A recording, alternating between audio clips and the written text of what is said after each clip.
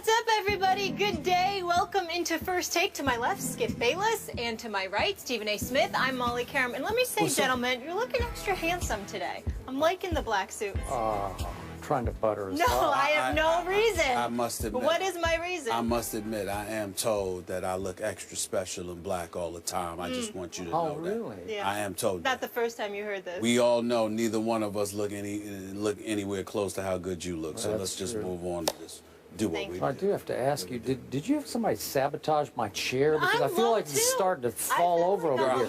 So you did it to both chairs today. Me? Yeah, Nah, man. you. Nah, man. It's the only shot you got today. Listen, I'm in the studio. Be happy. Be nice. I'll shake your hand for that. There we go. Yeah. Don't make me go to New York now. Stay. Please stay. Are you guys ready to work? Or I'm Yeah. ready. We All always right, ready let's to go. work. We always Coming ready to up, work. is there beef with RG3 and Kirk Cousins, or is this much ado about nothing? We will fill you in on that. Plus, Ole Miss knocks off Alabama. What does this mean for Nick Saban, and will the Tide still roll? But we kick things off in Indy, where the Jets beat the Colts 20-7. The Colts, meanwhile, were shut out in the first half in consecutive weeks for the first time in over 20 years. Luck was 21 of 37 for 250 yards and 1 touchdown and 3 picks, 4 turnovers total. Here's Luck. We don't want to take anything away from what the Jets did on defense, but we continually shoot ourselves in the foot with penalties and turnovers. And if we don't clean those up, it's hard to win. I don't think we're necessarily a perfect, well-oiled machine right now. I don't think you ever are in week 2 necessarily. But I'd like to think we have a fair bit of improvement, to make. Skip, your boy, Luck. How much blame does I think he's your boy, Luck. Your boy. Yeah. How much blame does he deserve in this one? Stephen A. Smith, here we go again. Now, I realize I'm going to get this all out of the way up front. Vinatieri, the great Adam Vinatieri, missed a chip shot field goal. And I realize the formerly great Frank Gore fumbled at the goal line. I realize the Colts are decimated at cornerback and that the offensive line is, I'll give it average. I don't think it's worse than average. It's about average. And I realize that Andrew Luck has faced 2 top 5 defenses right out of the box this football season. Right.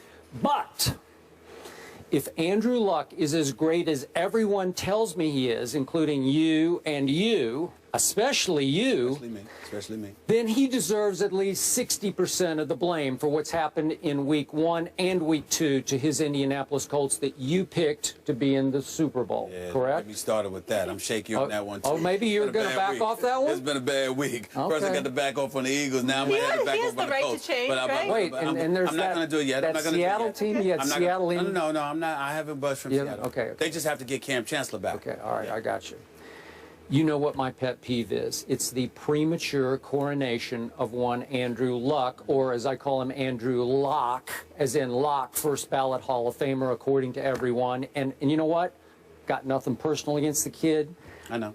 Like him, like what he stands for. I just keep saying, show me, Andrew, and I will believe. Mm-hmm. And all he keeps doing, to my eye, is turning the ball over and over and over again. He was a turnover machine as a rookie when he had the second most combined fumble interception turnovers in the National Football League to one butt fumble Mark Sanchez. And then even last year, his 3rd year in the NFL, he had the second most combined turnovers in the National Football League to one of your favorite quarterbacks, Jay Cutler.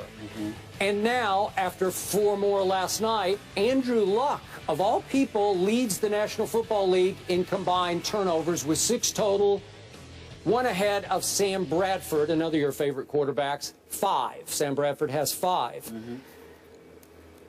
Need I point out that his QBR, obviously, in those first 2 games has fallen all the way combined to 30th in the NFL out of 32 quarterbacks listed. And I need to keep this in some perspective because in the money games, the postseason games, he has 9 touchdown passes to 12 interceptions. Not a pretty sight either. I will remind you also that Andrew Luck got destroyed in Buffalo by a Buffalo defense that Tom Brady just destroyed at Buffalo with 466 yards passing and 40 points. So all that said, big picture, I'm sorry. I got to give him at least half the blame. I'm going to dare to go all the way to 60%, and you're probably going to tell me that's completely unfair. but I'm just going by the bar set as high as you have helped set it. Okay. Are you finished? Yeah.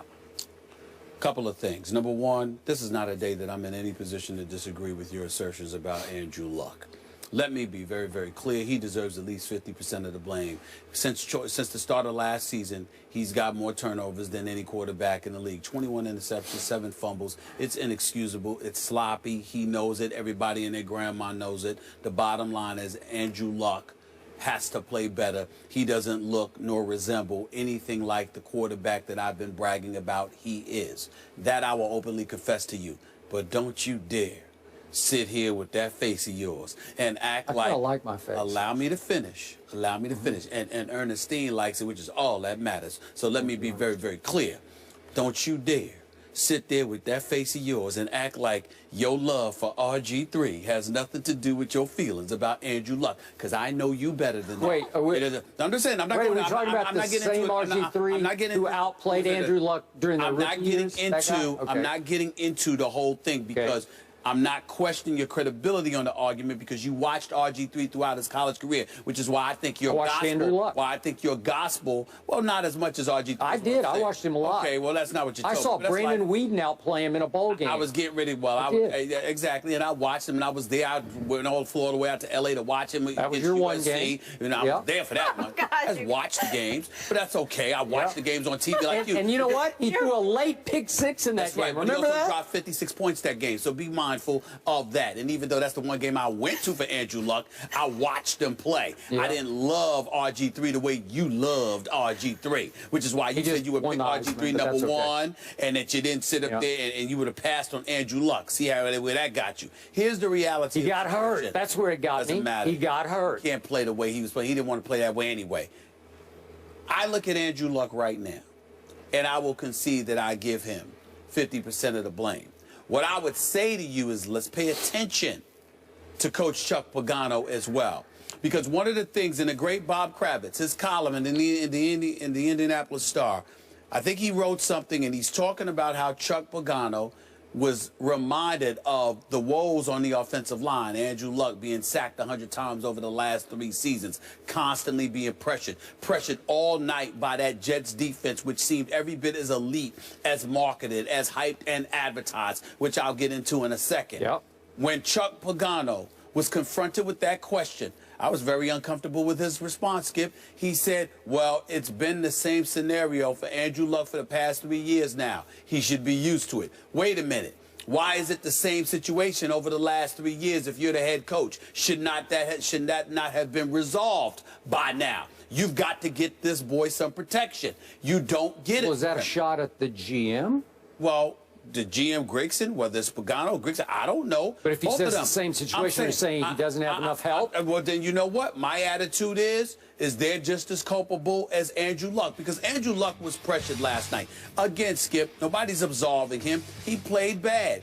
And you have to play better. You can't turn off the ball while you're scrambling for a first down. But that interception by Revis, he was pressured by Muhammad Wilkerson. It was all over him. Hit him, nipped him on his right arm. So why try that throw? Why even try it? Well, again, it's a bad idea. No, it happens all the time in the NFL. You're trying to unleash a throw, and somebody hits you on your arm. It happens. Drew Brees is hurt today because of that very situation that happened with him last weekend as well. All I'm trying to say to you is this. Yes, there was a fumble by Frank Gore, very uncharacteristic. Yes, there was a chip shot field goal that was missed by Adam Vinatieri, very uncharacteristic.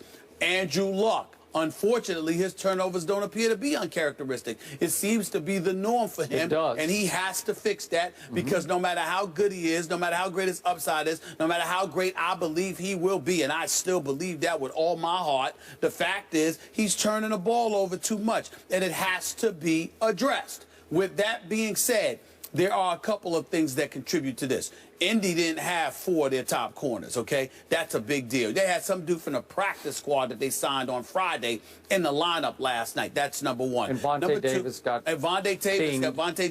dinged. Yeah. He got hurt. Yeah. Number 3, that offensive line is not protecting Andrew Luck. The Jets were in his face all night long. And number 4, can we take a moment to give the Jets some love? I was shocked at how well Ryan Fitzpatrick was running. Forget the throwing. I couldn't believe how he was running with the football. Okay, save that for just a second. That's okay, right. I'm with in you. the end, we're going to get into the Jets in a second. So I'll hold off on that.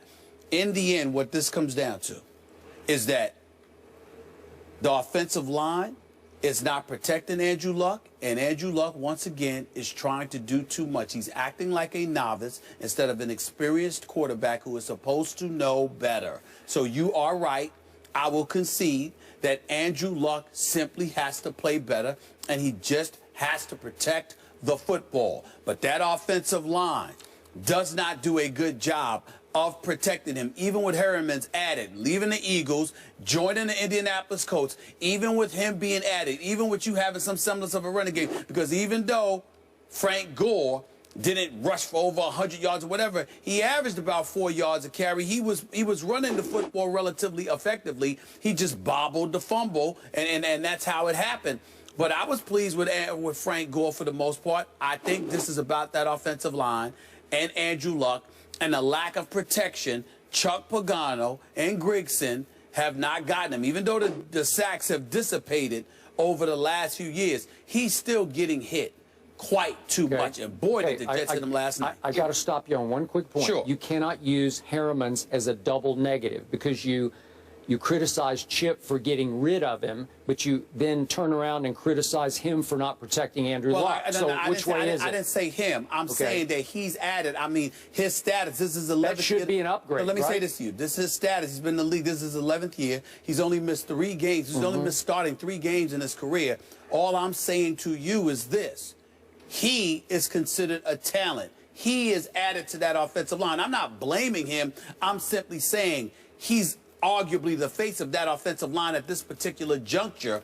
I'm saying as a unit, they have to do better. And Chuck Pagano and Grigson have to insist on upgrading that to protect their franchise caliber investment. They should have done a better job of making sure that Andrew Luck is protected. Look at the Dallas Cowboys and what they did. Remember, Jerry Jones wanted to go out and draft other people. Tony Romo said, no, I need you to get me an offensive line. Let's focus. I think Stephen Jones said no, but go ahead. That's fine. That's fine. I do. Stephen and Jerry Jones locked in on Tony Romo's request, and now the Dallas Cowboys have the best offensive line in the league. They look do. at the success they're enjoying because of it. Indy should see that formula. Okay, am I piling on? Am I being unfair by statistically breaking down when a turnover machine Andrew Luck has been? Not at all. Because I don't think I am. I don't want to look like I am. No. I'm just spouting let's give some facts. credit to the defenses as well that he's faced. I'll give some, but look, if he's Andrew Luck, is in first ballot Hall of Fame Luck, he should be a little better even against these defenses, because I just told you, Tom Brady's starting 3 offensive linemen in front of him. 3. The whole interior is rookie. But in fairness, 466 at Buffalo. We'll get into it when we talk about the Jets. But the reality, Skip, is this. You're not giving enough credit to the superiority of the coaching and the system employed in New England compared to Indianapolis. The fact is, Chuck Pagano was a feel-good story for obvious reasons. God bless him. He seems to be healthy, and definitely we wish him him and his family nothing but the best. And I think that he's a really good guy and a really good person. And 3 consecutive 11-5 seasons are nothing to sneeze at. I'm not sitting here and saying that the man can't coach. I am saying that the one ailment that they have that has served to be their biggest impediment is that offensive line. And the reality is that they seem to have done little about it. They have to prioritize this. They went out and got Andre Johnson. You go out and you get Frank Gore. But your offensive line continues to be a problem because when people want to apply pressure, they seem to have a relatively easy time of doing it, albeit it is Buffalo and New York, 2 of the elite defenses. Last quick point before we go to the Jets. You talked about my RG3 obvious bias, but there's another little bias operating here. Okay. That's Deflategate, which is why I tweeted at the end of the game, wonder if the Colts are going to ask the refs to check the inflation levels of Ryan Fitzpatrick's footballs tonight, because he went Tom Brady on them. Well, Really? so I'm taking some Really? pleasure in what's Really? happening to your I did see Indianapolis that, Colts. It was 10-7 until the fourth quarter. Okay. That is not the same as the New England Ryan Patriots. Fitzpatrick Hold on. lit That's not you the up? same. That's not the same. No, he didn't lit. He didn't I light thought by them his up. standards, that was a light by up. his standards. Yeah. But that is completely Well, I'm just saying, I'm different taking than the a measure Indianapolis of Colts. satisfaction I in what's appreciate that happening. Hold on. disclaimer, your Thank you. honesty I for the am. viewers out I'm there. just telling you, I'm taking a measure Well, of evidently, satisfaction. y'all don't want me to finish my Go thoughts, ahead, so I'll leave go it ahead. alone. No, I'm we saying do. 45-7 is 45-7. Outscored 28-0 in the second half is entirely legally different. inflated it's balls. entirely different than being down 10-7. Let's pump the brakes on the Ryan Fitzpatrick. I was love balls. kidding. I mean, it was just obviously just a I mean, shot but at the you're Colts, taking a shot the at whistleblowers that they were. And I'm saying to you, don't engage in preemptive behavior. The Colts are going to go up against New England in about 3 to 4 weeks, and Lord help them. The way they're looking right now, I am scared of what New England is going to do to them when they face them. That's going to be a very scary night for the Indianapolis. It's not a matter of whether they're going to lose or not, because we know they're losing. Okay. It's a matter about how much. So they would need to fix it just to avoid getting completely embarrassed. But the point is, they have the ultimate safety net. Do the Colts? They play in the AFC South. Yeah, first they have the Titans, Jags, The and next three Houston games. before Next three that. games in the All right, ready to focus